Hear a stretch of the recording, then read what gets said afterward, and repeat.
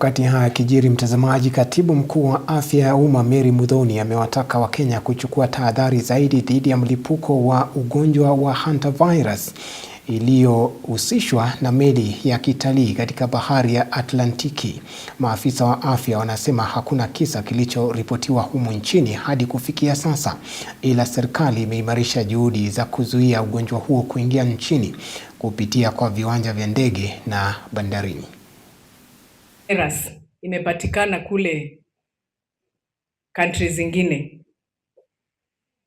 na hiyo virus hantavirus bado hatujaipata hapa Kenya. Lakini si unajua magonjwa haina boundaries, kwa sababu juzi nimetoka Congo, naweza kuwa nimekuja na mpox, naweza kuwa nimeshika virus kutoka mahali nyingine na watu wengine, because human beings are mobile. So sisi tumepeana advisory jana, tumesema tujikinge kwa hii magonjwa inatoka nje pia. Tumesema maintain high standards of personal and environmental hygiene.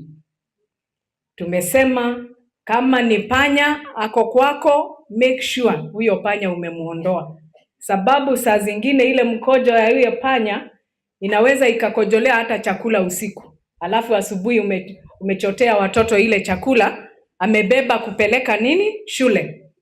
You store the food properly. Usiweke imefunuliwa, ama saa zingine imekaa mchana mzima, alafu hiyo chakula ndio bado utapea watoto. Hiyo chakula inaweza ikakuwa imeganda, alafu pia ikute mtoto amegonjeka, pia we mwenyewe. Na mambo ya kunawa mkono, tuendelee kuzingatia kunawa mkono.